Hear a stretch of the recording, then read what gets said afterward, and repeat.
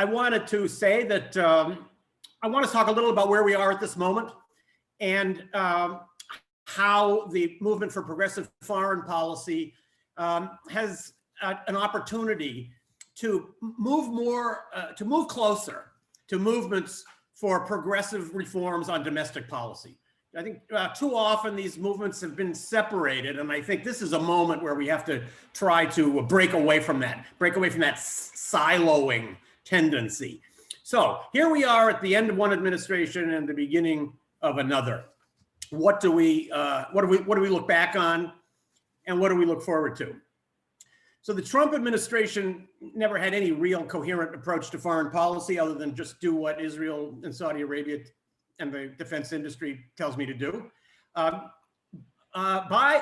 Trump promised to stop foreign wars. He did not do that. He did not end a single war.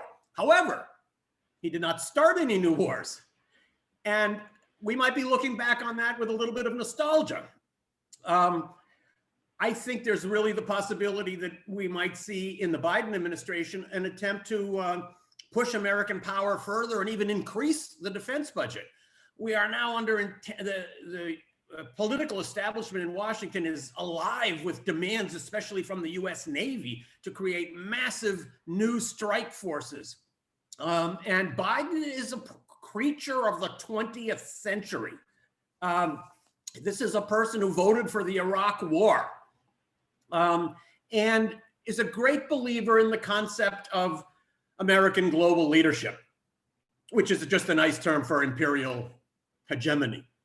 That doesn't make him irredeemable.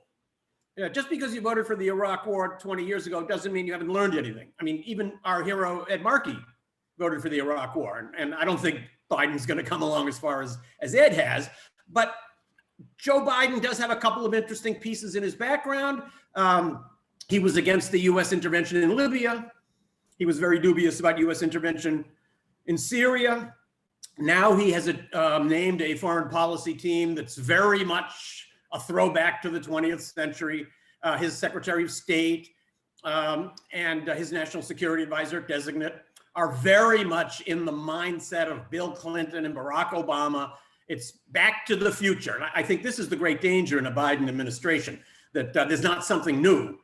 It's just back to what we thought were the good old days, what Washington thought were the good old days. Now, I do think there are some areas in domestic policy where there's going to be a big difference, a great leap.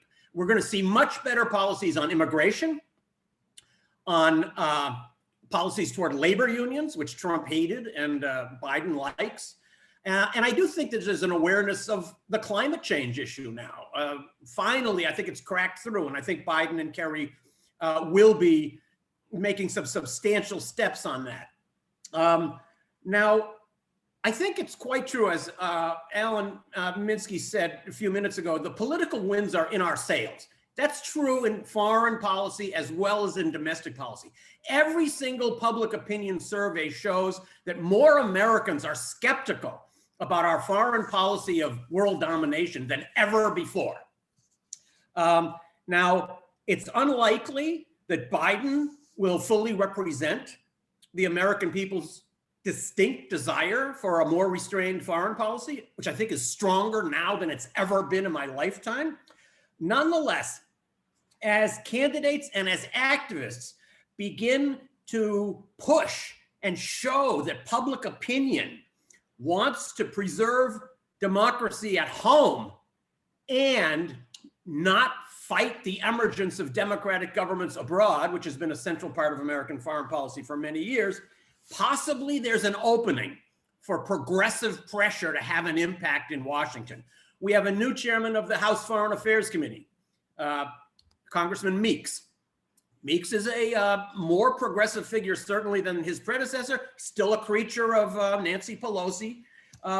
Nonetheless, he's going to be much more open. There's a real possibility that the Foreign Affairs Committee can, at the very least, hold hearings that will expose the American public to some of the misdeeds that are going on in America's name around the world. What would be some of the priorities that as foreign policy advocates we would look for? one of the most immediate would have to be Yemen and Saudi Arabia.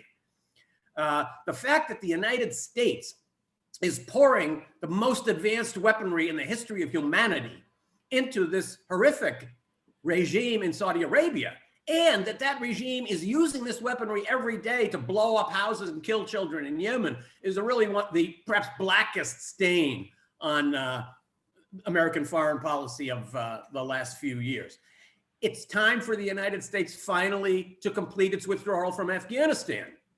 I work with some students that weren't even born when the war in Afghanistan began, and they don't understand that permanent war is actually not normal. They think it is.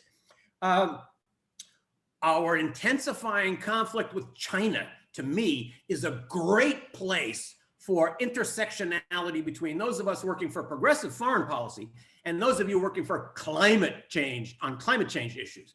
What we need to do is put aside our other differences with China and realize that we have a huge common interest with China.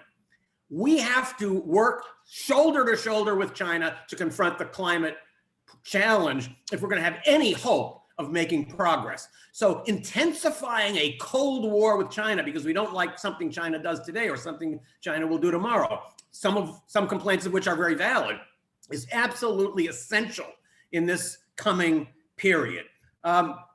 I'm also worried about Biden's strident policy on Venezuela. I don't see any change between Trump and Biden. I do think we do have a very interesting government emerging in Bolivia, and I think that could have an interesting effect on how we view Latin America. But here's my basic complaint about both the progressive foreign policy movement that I identify with and the movements for progressive democratic change inside the United States on climate change and other pressing issues that are global, but also domestic. And it's that we don't really see how much we have in common.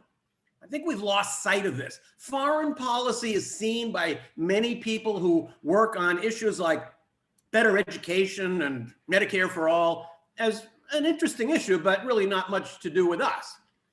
But let me address those of you who are working on those issues. If you want to have free community college for all Americans, you want to have Medicare for all, you want to have massive investment in public education, I don't have to tell you what you hear from politicians when you make those proposals. They roll their eyes and they say, sounds great, but how are you going to pay for it? Where are you going to get the money? Well, let me tell each one of you that's looking for that money that's going to pay for programs like Medicare for all, I have the money. I have $700 billion in the defense budget. I have 800 foreign military bases. So that's where the pot of money is. Of course, a great deal of that money that we need can be achieved just by rolling back the obscene tax cuts that we saw over the last few years. But unless we change our approach to the world, we're not going to change our approach to our own people. We need an ethos that tells us that the things we want for our own people are the things we want for people everywhere. We have a real challenge with Biden. As I said, the people he's appointed to his national security positions are no change from what we've seen in the past, at least according to everything they've said. Biden himself has made statements of saying, for example, under no circumstances would he condition aid to Israel according to how the way Israel behaves. Another one of my favorite comments from Biden is, there's a smart way to be tough on Iran.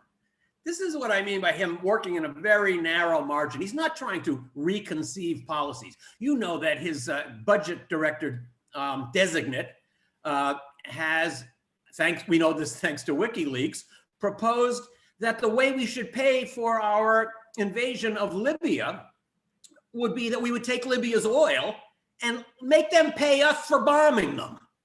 This is a proposal, thanks to Julian Assange, we know this, that was made by the person who is now coming into a key post in the Biden administration. So we have a chance to shape something at the beginning. I do think there's one very important aspect to Biden and the people around him. I'm speaking specifically about Biden and Harris. And that is, these people really don't have an ideology. They don't believe in anything. They're classic creatures of Washington. And I think that's good. They're not ideologues. Stephen, it means that there's some room to push them. So I believe we definitely have a chance.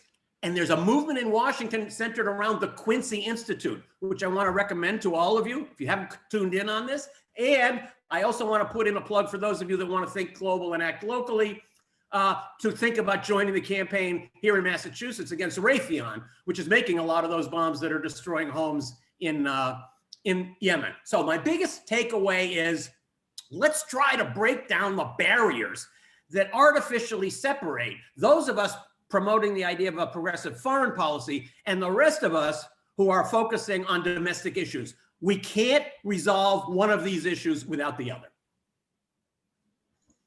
Thank you.